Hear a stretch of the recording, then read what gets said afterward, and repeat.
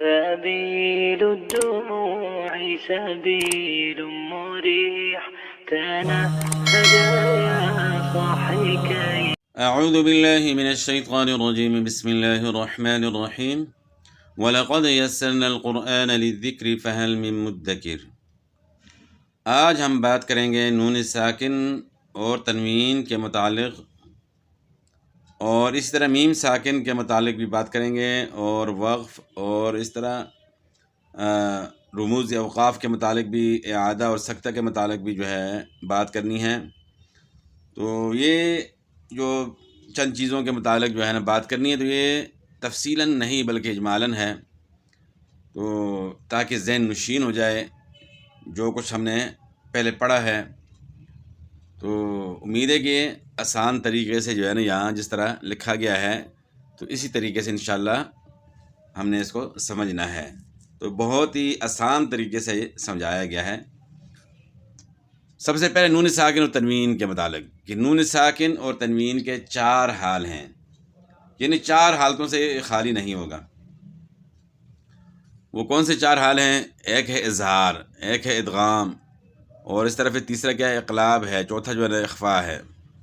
اظہار کا مطلب ظاہر کرنا، ادغام کا مطلب ہے ملانا، 2 حرفوں کو ملا کر پڑھنا، اقلاب کا مطلب ہے بدلنا، نون ساکن یا تنوین کو میم سے بدل کر پڑھنا، اور اخفاء کا مطلب ہے چھپانا، ناک میں آواز چھپا کر غنہ کرنا۔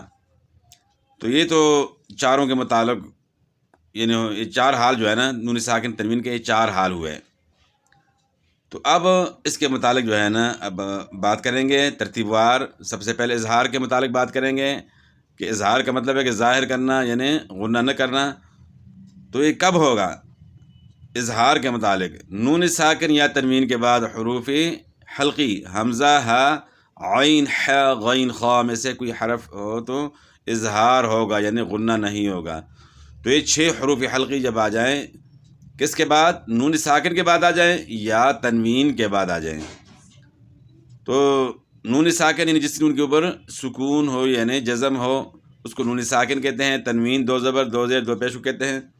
تو نون ساکن کے بعد آ جائیں پھر بھی جو ہے نا اظہار ہوگا، اور اسی طرح تنوین کے بعد آ جائیں تو پھر بھی اظہار ہوگا۔ اس کے بعد پھر آتے ہیں ادغام کی طرف۔ نون ساکن یا تنوین کے بعد حروف یرملون، یا، را، میم، لام، واو، نون، ان کو حروف یرملون کہتے ہیں۔ تو ان میں سے کوئی حرف آئے تو لام، را میں بغیر غنہ کے اور باقی 4 حروف میں غنہ کے ساتھ ادغام ہوگا۔ تو یہ 6 حروف جو ہیں ان میں لام، را کے علاوہ باقی جو 4 حروف ہیں ان میں ادغام غنہ کے ساتھ، اور لام، را میں بغیر غنہ کے ادغام ہوگا۔ تو وہ تفصیل جو ہے نا اس سے پہلے جو ہے نا ہم نے پڑھ لی ہے، تو وہاں آپ دیکھ سکتے ہیں، یہاں جو ہے نا اجمالاً جو ہے بات ہو رہی ہے۔ تو یہ تو ہو گیا ادغام کے متعلق۔ اچھا، یہ 7 جگہ یہ قاعدہ ادغام کا جو ہے نا لاگو نہیں ہوگا۔ وہ 7 الفاظ جو ہے صنوان، بنیان، قنوان، دنیا، یاسین، والقرآن، نون، والقلم، اور من راق، یعنی یہاں سکتہ کریں گے تو اس لیے یہاں نون ساکن کا را میں ادغام نہیں ہو سکتا۔ تو ان کے علاوہ جو ہے، یعنی پورے قرآن پاک میں ان کے علاوہ باقی یہ قاعدہ لاگو ہوگا۔ نون ساکن یا تنوین کے بعد حروف یرملون آ جائیں تو وہاں ادغام ہوگا، سوائے ان الفاظ کے جو ابھی ہم نے پڑھے۔ وہ کون سے؟ یعنی صنوان، بنیان، قنوان، دنیا، یاسین، والقرآن، نون، والقلم، اور من راق۔ اس کے بعد اقلاب کے متعلق پڑھتے ہیں۔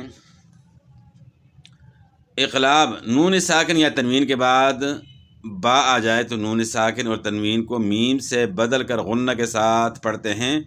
علامت کے طور پر چھوٹی میم بھی لکھی جاتی ہے، یعنی نون ساکن یا تنوین کے بعد حرف با آ جائے تو وہاں اقلاب ہوگا، یعنی نون ساکن یا تنوین کی آواز کو میم سے بدل کر پڑھیں گے اور اس ساتھ غنہ بھی ہوگا، تو اس کو کہتے ہیں اقلاب۔ اس کے بعد پھر اچھا، اخفا نون ساکن یا تنوین کے بعد 15 حروف میں سے کوئی حرف آ جائے تو نرم غنہ کے ساتھ پڑھیں گے، اس اخفا کو اخفائے حقیقی کہتے ہیں۔ وہ 15 حروف جو ہے نا وہ کس طرح ہیں کہ جس طرح پہلے اس کے متعلق بتایا تھا، اخفا کے حروف جو ہے نا وہ کون سے ہیں، تو 6 حروف حلقی، 6 حروف یرملون، الف با کو نکال دیں تو باقی 15 حروف رہ جاتے ہیں جو کہ حروف اخفا ہیں۔ وہ جب بھی نون ساکن یا تنوین کے بعد آئیں گے تو اخفا غنہ اخفا کے ساتھ ہوگا۔ تو اخفا کا جو ہے نا مطلب آپ نے دیکھ لیا کہ ناک میں آواز چھپا کر غنہ کرنا، جس طرح انتم۔ اچھا، اس کے بعد پڑھتے ہیں میم ساکن کے بارے میں۔ میم ساکن کی جو ہے نا 3 حال ہیں۔ اچھا، میم ساکن کے 3 حال ہیں، ادغام اور اس کے بعد اخفا اور اظہار۔ ادغام، اخفا اور اظہار۔ سب سے پہلے ادغام کے متعلق پڑھتے ہیں۔ میم ساکن کے بعد میم آئے تو دونوں کو ملا کر غنہ کے ساتھ ادا کریں گے، اس کو ادغام شفوی کہتے ہیں۔ اور اس کے بعد اخفا جو ہے، میم ساکن کے بعد با آئے تو غنہ کے ساتھ اخفا کریں گے، اس کو اخفائے شفوی کہتے ہیں۔ اچھا، اس کے بعد پھر پڑھتے ہیں اظہار کے متعلق۔ میم ساکن کے بعد میم اور با کے علاوہ، ان دونوں کے علاوہ میم اور با کے علاوہ کوئی بھی حرف آ جائے تو وہاں اظہار ہوگا، یعنی غنہ نہیں ہوگا، اس کو اظہار شفوی کہتے ہیں۔ تو یہ 3 حال ہوئے میم ساکن کے، ادغام، اخفا اور اظہار۔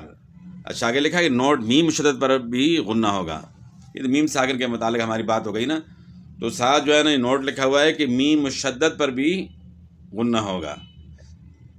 آگے وقف کے متعلق ہے۔ وقف کا معنی ہے ٹھہرنا، کلمہ کے آخری حرف کو ساکن کرتے ہوئے سانس لینے کے لیے ٹھہرنا۔ تو آگے جو ہے نا رموز اوقاف۔ وقف کی علامات کو رموز اوقاف کہتے ہیں، جو متذیل ہیں۔ آیت، یہ گول دائرہ جو بنا ہے، اور اس طرح وقف لازم، میم پہ وقف لازم ہوتا ہے، طا پہ وقف مطلق، جیم پہ وقف جائز اور زا پہ وقف مجوز۔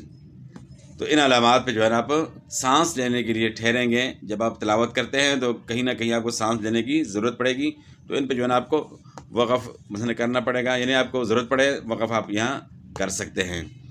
اچھا، اس کے بعد پھر اعادہ کا کیا مطلب ہے؟ اعادہ کا مطلب ہے کہ پیچھے سے لوٹا کر پڑھنے کو اعادہ کہتے ہیں، یعنی جہاں ان علامات میں سے کوئی علامت نہیں ہے، ان علامات کے علاوہ جو ہے نا سانس لینے کی ضرورت پیش آ گئی، تو وہاں بھی اس طرح آپ نے وقف کرنا ہے۔ اگر حرف ساکن نہیں تو اس کو ساکن کرنا ہے، تو لیکن ہے کہ پیچھے سے پھر لوٹانا پڑے گا، کیونکہ عارضی وقف ہے، تو عارضی وقف میں پیچھے سے کلمے سے لوٹانا پڑتا ہے، تو اس کو اعادہ کہتے ہیں۔ اچھا، اس کے بعد پھر سکتہ۔ سکتہ جو ہے، سکتہ والی جگہ پر تھوڑی دیر آواز بند کی جاتی ہے لیکن سانس نہیں لیا جاتا۔ تو سکتہ اور وقف میں بس یہ فرق ہے کہ وقف میں سانس کو بھی توڑنا ہوتا ہے اور آواز کو بھی توڑنا ہوتا ہے، اور سکتہ میں صرف آواز کو توڑنا ہوتا ہے، سانس کو نہیں توڑنا، اسی کو کہتے ہیں سکتہ۔ اور قرآن پاک میں جو ہے نا 4 واجب سکتے ہیں اور 4 جو ہے نا جائز سکتے ہیں۔